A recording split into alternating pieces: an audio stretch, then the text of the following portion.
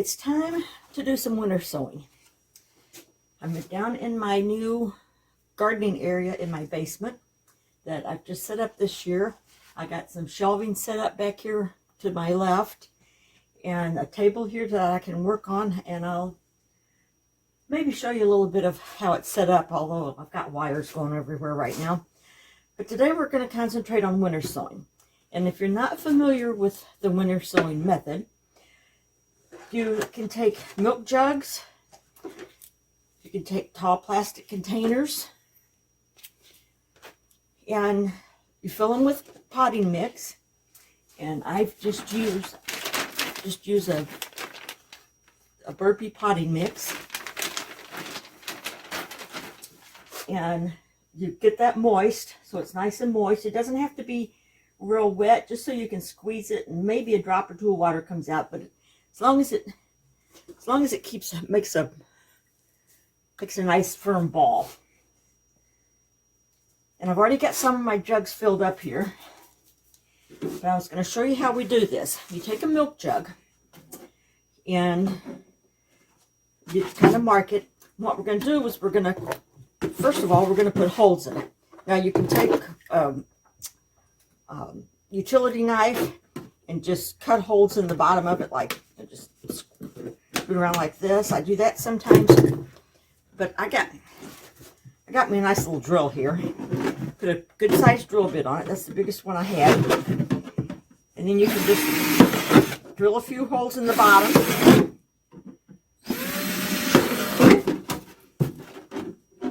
And what we're going to do after we get these all filled up, we're going to set them outside. And I'll explain that in here in a little bit. So we want to put some holes in the top so that there's plenty of air they get plenty of air circulation and they can get water. And I just learned about that just recently. The first videos that I watched about this just said to leave the lid off of the top so that air and water could get down in it.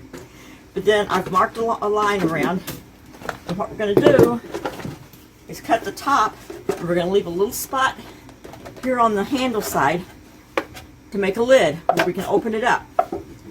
And so what we do is we take our utility knife, and I'll just cut along this line. Be careful not to cut yourself.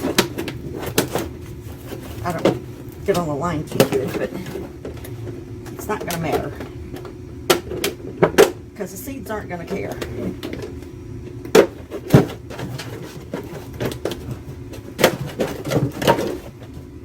Just come all the way back around to that handle, and then you can just flip it back like this. Now you take that, you take some of your dirt or potting mix. It's not dirt, it's soil. And you fill your container up.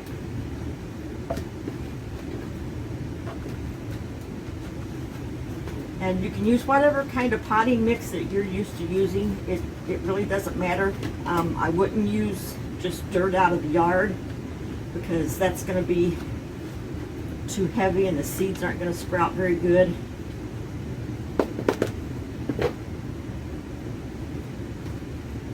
Fill that up, kind of tap it down. That takes care of that one. Now, I put bird seed out for my birds, and one of our local farm stores sells, they're called seed cakes, and they come in these containers. I've got a smaller one and I've got a larger one, and I was going to save those to put leftovers and stuff in. And then I read somewhere about food grade plastics, and I don't know whether these are food grade or not. I don't know that it would make a difference, but I thought, well, these would be perfect for doing some winter sowing in, especially plants that get longer roots. And I'm going to be planting native plants, and a lot of native plants have longer roots. I'll probably plant milkweed in these because milkweed do get longer roots, but all you have to do is drill some holes in the bottom and drill some holes in the top, and then just fill it up with your potting mix, your potting soil.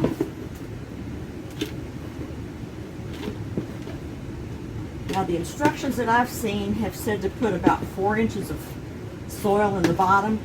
Since this is going to be for milkweed, and I'm doing this using this deeper container because the roots get longer on milkweed, so I'm going to go a little bit over that 4-inch mark, I think. That down a little bit. Now it's ready to go. Now the advantage of planting native plant seeds in a winter sowing method, and you can do, it doesn't have to be native plants, you can plant any kind of plant. You can plant vegetables. I've only done this mostly using flowers. That's what I've started. I usually start my vegetables in seed starting mix and seed trays and put them under grow lights. But if you go on Facebook and type in search for winter sowing, there's some Facebook pages, and there's one girl on there that she sows everything by the winter sowing method. But what we're going to be sowing today is, I've got some wild lupine seeds, and I'll show you what we have to do with those here in a minute. And we've got Rocky Mountain Blue Columbine. We've got common blue violets. We've got wild petunias. We've got tall larkspur. And this just came in the mail today. It's a poke milkweed. I've never grown this one before. I've got swamp milkweed and common milkweed and purple milkweed and whorled milkweed in my garden right now. You know, got to have that milkweed for the monarchs. And they sent me a free packet of purple prairie clover. And I've got some of that in my garden already, but I'm going to plant some more. So we're going to start with this wild lupine. And the reason I'm going to start with that, wild lupine has a really tough seed coat on it. It's a really tough seed. And they recommend that you scarify the seeds before you plant them. Now, when I first saw that word, I thought, what in the heck is scarify? So I had to look it up. And they recommend you take the seed and rub them in between 2 pieces of sandpaper. Well, my sandpaper's out in the garage, and it's like 20 degrees out right now. So I didn't want to go digging in the garage for sandpaper. So I decided these 2 little emery boards, they're like sandpaper. And I did this last year. And you don't have to, I found out you don't have to scrape them very hard, because the seed cracks completely out of that little covering, and I don't know if that'll hurt it or not. Just pop that one across the room. And I've got this little soapstone here. I'm not having very good luck with this. There, got that one. And you can't really see it, but it's just a little teeny tiny seed. So I'm going to put about 4 or 5 of those in here. Scratch up a couple more. There's that one I popped across there. That one in there. We'll get a couple more here. This dirt out of the way so I can see where my seeds go if they fall off my stone.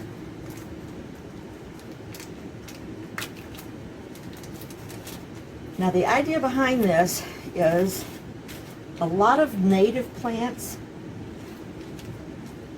have to have what's called a cold stratification period.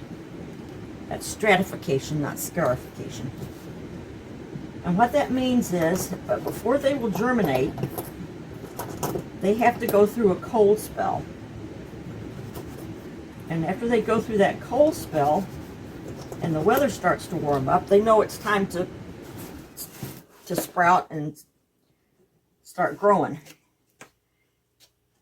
Now you can do that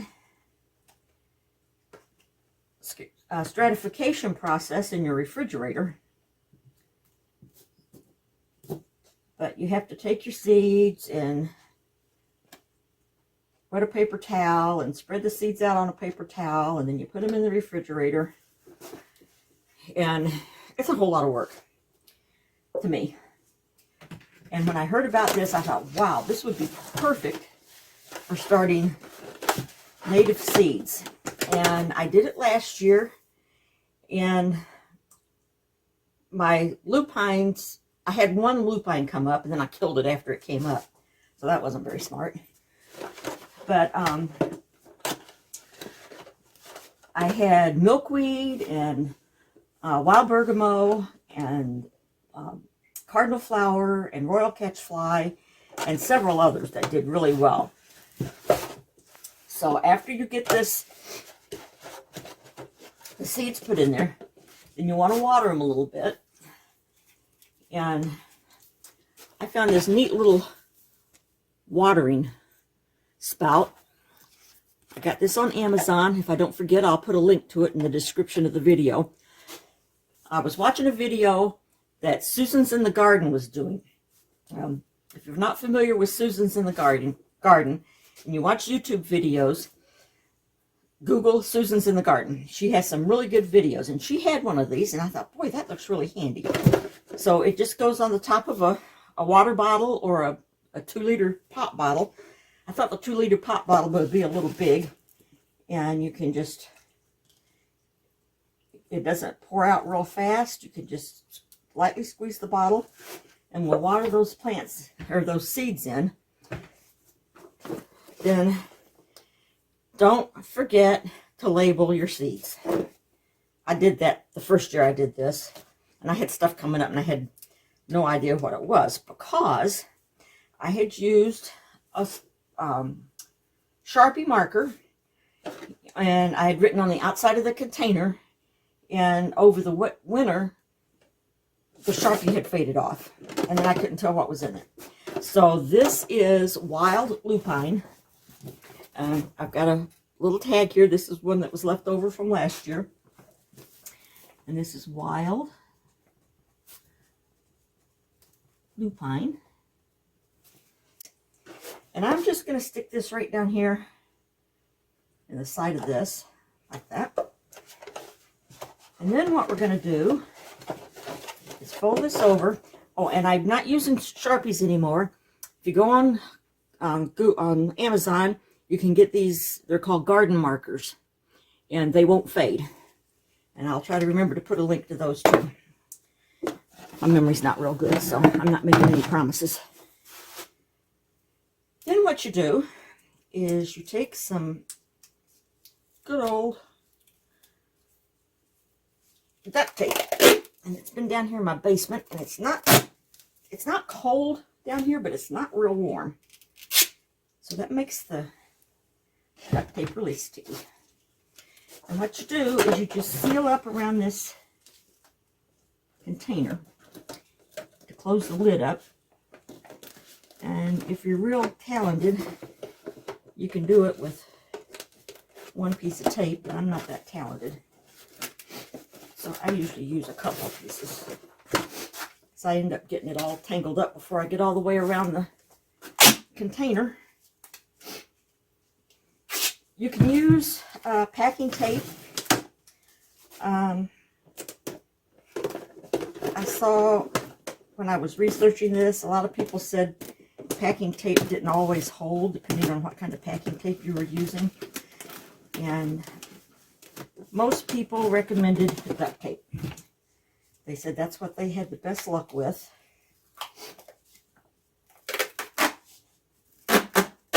And like I said, you can use milk jugs, water jugs. My favorite, and I don't have any of them right now. Well, I might have some out in the barn. But again, it's 20 degrees out. And I didn't want to go out and get them.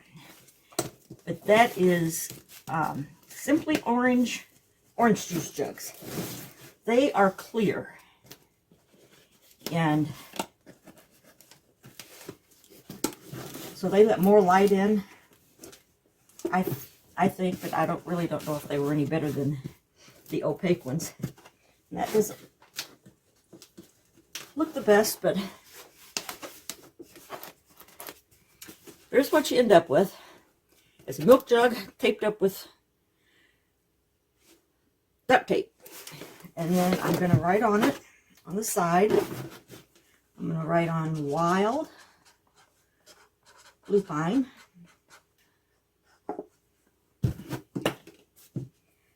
Now what you do when you get all your jugs planted, you take these outside. I'm going to set mine on top. I have a raised garden bed that's about this high, and it's 4 feet long and 2 feet wide. And I'm going to take my jugs and set them up on top of that garden bed because it gets sunlight most all the time. It's away from the house. You want to have these out in a spot that's open and sunny so that they get, if when it rains, they get moisture. And of course they'll need the sunlight. And what happens, they will stay dormant until spring. Once spring comes around, it starts warming up, your seeds will start sprouting. And you need to check if it's been raining every once in a while or snowing, depending on where you live. You probably won't even need to add any additional water to these. I watered it after I planted the seeds. But if you have a pretty long dry spell, especially when spring starts coming on, you might want to just give them a little drink of water. You can just put it right down through this hole.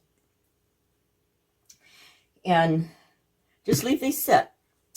And when the weather starts warming up, the sun's out, it'll warm up these containers and these seeds will start sprouting. And you can look down inside this hole and you can see when they start sprouting and they'll start to grow. I had some growing clear up to the top of the container. And what you do when it gets nice and warm out, you can go out and rip the tape off, open the lids up, and just leave them sit out. If it's going to get cold at night, you might want to flip the lid back up and tape it back down so they don't freeze, because you don't want them to get frostbite after the plants have started coming up. But as long as it's going to be warm, you can leave the lids open, and when they get big enough, you just plant them wherever you want them to go. So we've got wild lupine done. And this is what I was talking about, the clear container. This was a 2-liter Simply orange juice container. The gallon ones are better. But this was all I had right now. This goes really quick, especially if you get everything all ready to go. We just boom, boom, boom. My preference, like I said, is the milk cartons and the orange juice cartons are my 2 favorites. We'll see how these birdseed cartons turn out this year. And cut them about 4 inches up. Leave a little space on the handle side so you can flip it back and make a lid. Leave the plastic lids off because they need to get water and air. Don't forget to put holes in the bottom, and if you can remember, put the holes in the bottom before you cut the lids, because it's a real pain to put the holes in the bottom after you've cut the lid. Put a few holes in the top. Plant your seeds, tape them up with tape, and set them out in the cold. And they will do their thing. Let Mother Nature do her work. So I hope you've enjoyed this video, and I hope you've learned something. I've had fun doing it. Thanks for watching my channel. If you would, give me a like. Give me that little thumbs up. Subscribe to my channel, because I just want to share what I'm doing, and we'll see how much success I have, and maybe I'll give you some ideas, and you can grow a better garden right there along with me. Thank you. Come again. Bye-bye.